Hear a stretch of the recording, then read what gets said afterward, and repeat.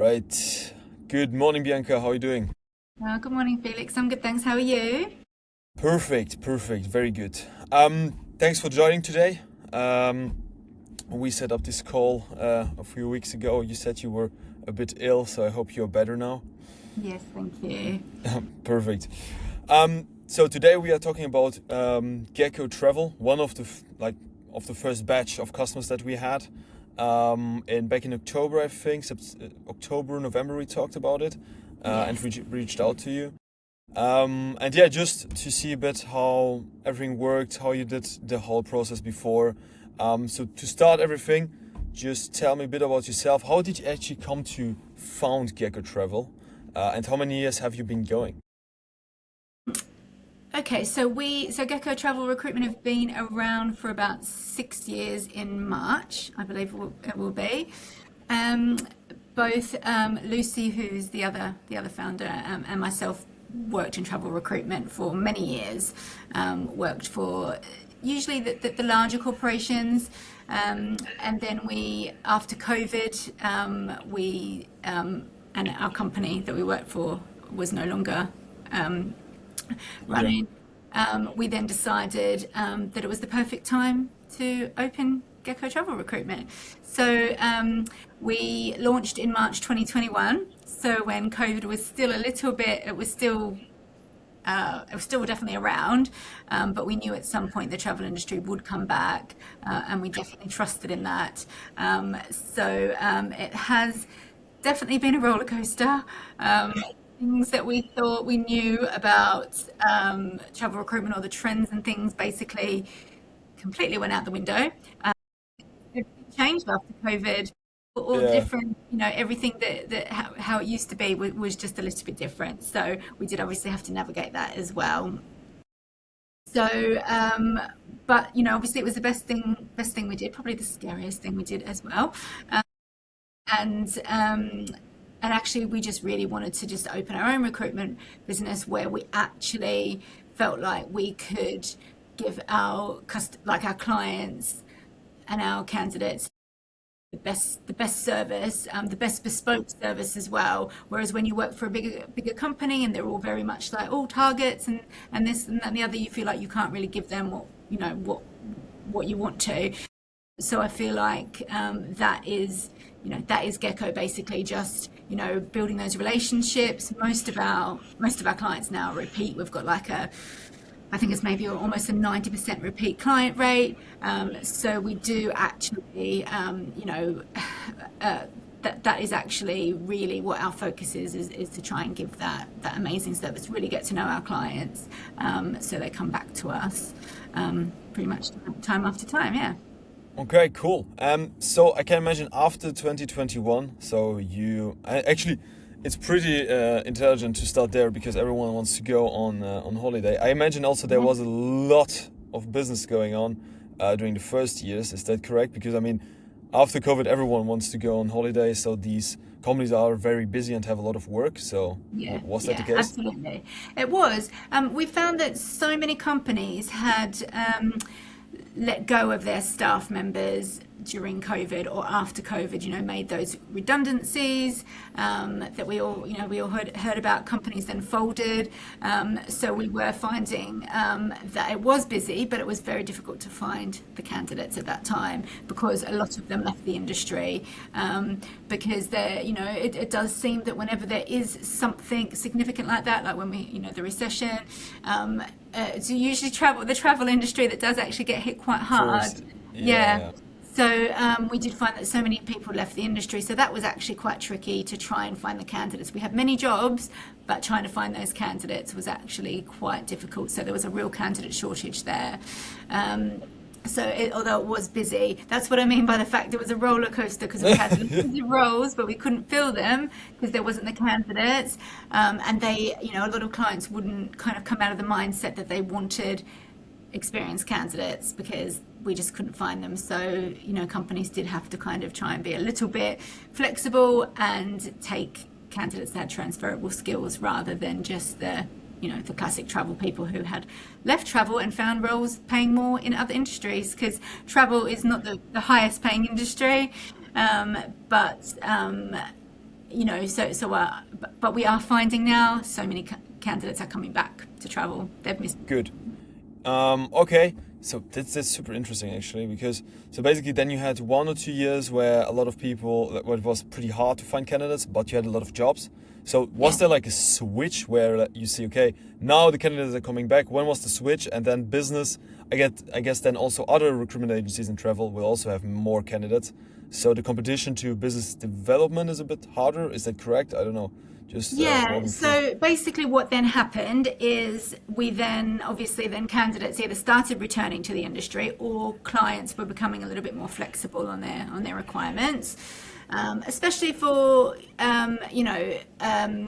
maybe roles like marketing roles, finance roles, those kind of roles where actually if they had those marketing or those finance skills, they could actually progress into the company, whereas maybe previously they'd want someone from a travel background, so they'd become a little bit more kind of flexible on those skills.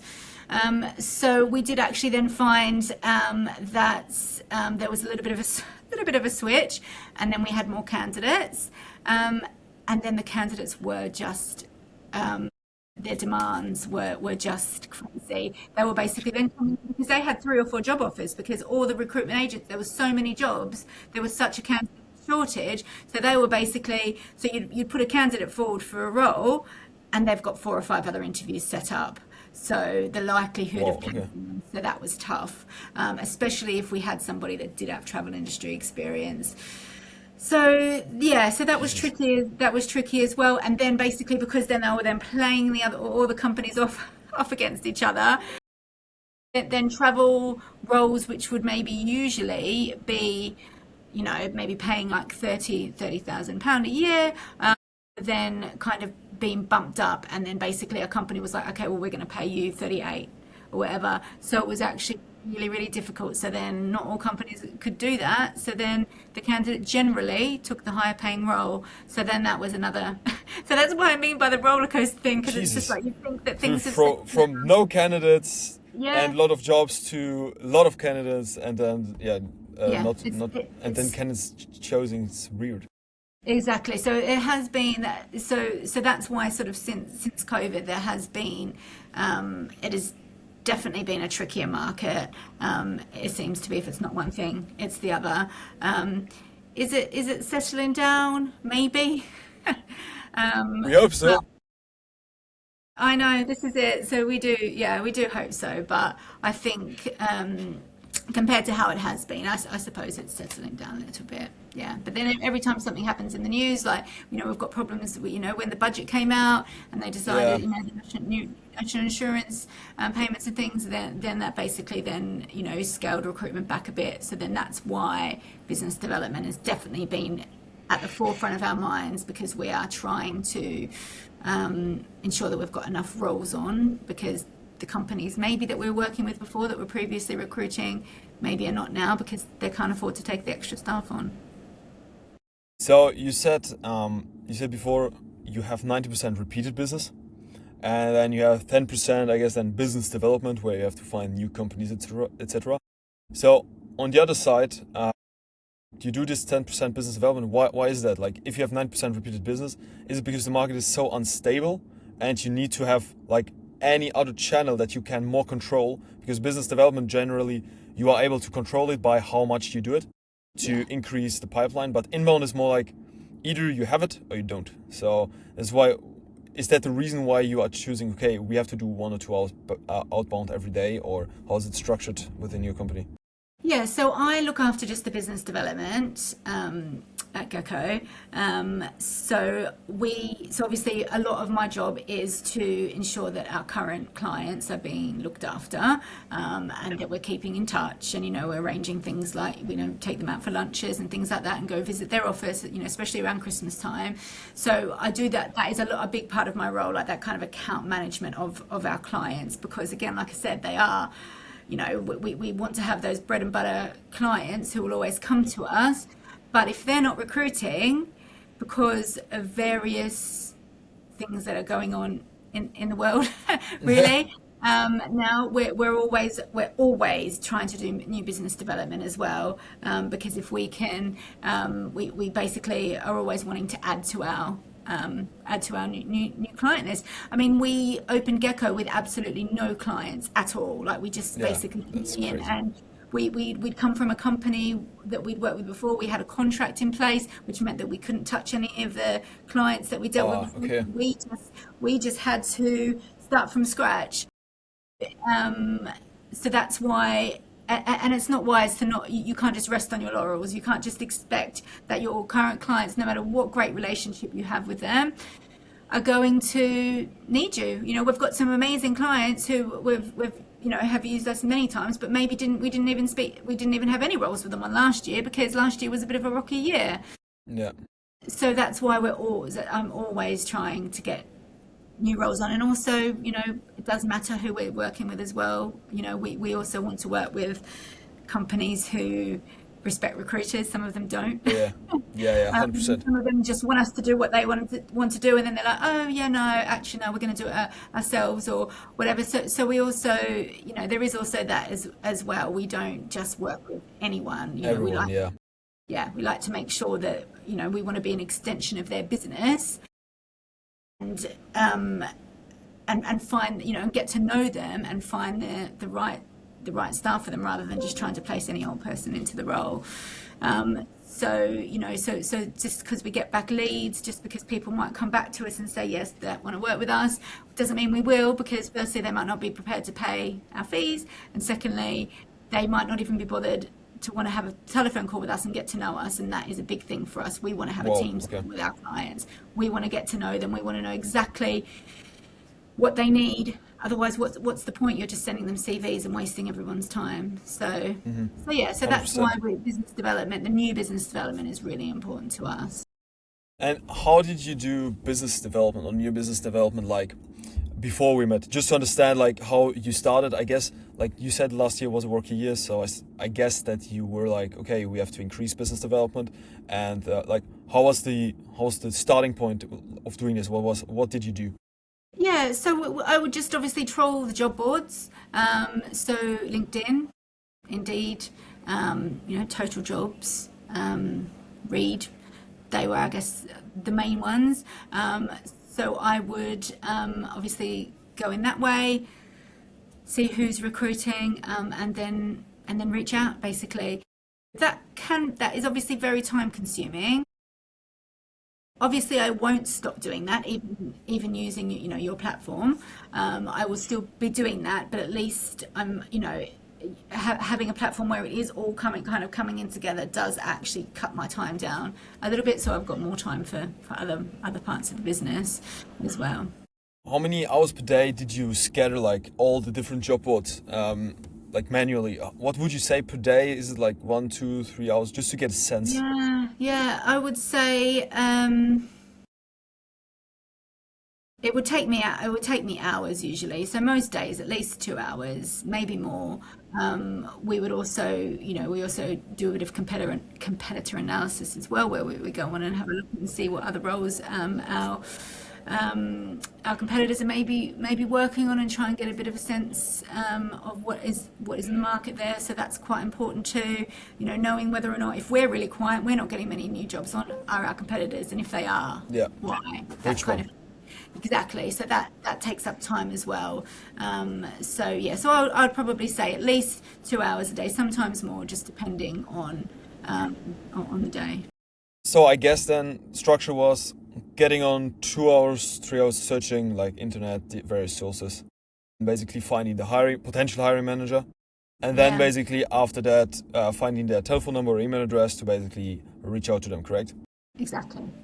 Okay, and now with Boilr, just to get into it, so basically now you are doing, what would you say to find the new companies? Because what we are covering, and was also a good request from you, was not only LinkedIn, not only the usual job boards, but basically because we cover the whole internet, so you also get leads from various sources. Is that the case? For example, I don't know, company website, but also other ATSs you haven't heard about, etc. Is that the case? Yeah, that's it. So that they seem to be coming in from obviously all different sources. And even though I I'm on LinkedIn every day, and that's probably where I spend most of my time. I still sometimes see leads come through from you guys that I just haven't seen. And it could just be because it came through yesterday afternoon, and maybe yesterday afternoon I was doing something else and I was only doing like meeting in the morning, because usually generally I try and get my business development done in the morning because the afternoons get a bit crazy.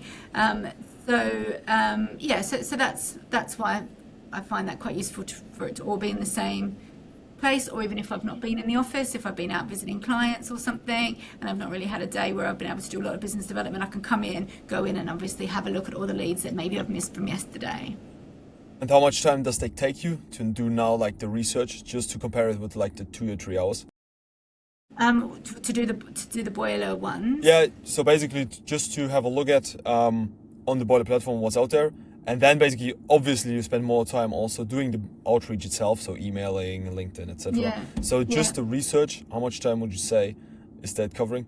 I mean, I'd probably say it usually takes me about an hour or so, maybe about an hour and a half to go through them, depending on if there's the relevant ones in there, which some days we come in and obviously there's some really great, really relevant ones of the SMEs. And because generally it does actually have the link to the advert on there, it basically means that usually I can just go straight in there, and most of the time I know the company anyway, but at least that way I can get through it a bit quicker maybe than if I was doing it myself. Nice. I also, just for information, I wanted to talk to you about that later, but we also now are able to search for the hiring manager ourselves and also give you the email address and phone number. So we can explore that later. Wow. So then basically... That would be very time-saving. Yeah, so I wanted to talk to you about that anyway, but yeah, let's take it to afterwards. Okay, last but not least, how many roles, like you have been using it 1 month, how many roles did you get through Boilr during this 1 month? And what would you say that it pays for itself if the roles close? I mean, they haven't closed yet, but you got the roles on. Could you just tell a bit about that? So we've got 3 roles on. One of them did actually get put on hold, so we're not actually actively working on that one anymore. We're hoping that one comes back, but the 2 notable ones we've got are 2 separate tour operators, one on the financial side, one on the commercial side. One of them, if they're both at interview stage, so if one of them does come off, did you say you wanted to know what the fees were? Or? Whatever you want to like to share. I don't know if you want to share this.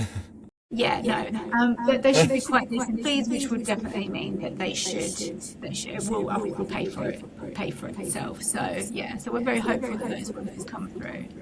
Nice, good. Oh, good to hear that. Also, that you put a lot of effort in actually doing the business development and seeing some results from it. But yeah, that's basically it. Do you have any other questions, or is everything clear? Yeah, everything's really clear. It's been, I mean, from when I first started using it to now, obviously having some of those kind of functions on there have been really helpful to help me just kind of get rid of any clients that I don't want to approach. So the blacklist button has been great. So I'm actually enjoying using it. It's actually quite user friendly. Just go in there. Click on it. A bit like Tinder, isn't it? Yeah, it's easy, and that's why I need. Perfect. Good. Hey, thank you very much, Bianca, for your time, and then hopefully you get these roles filled. Yes, I will let you know. Perfect. Thank you. Bye bye. Okay. Take care. Bye bye.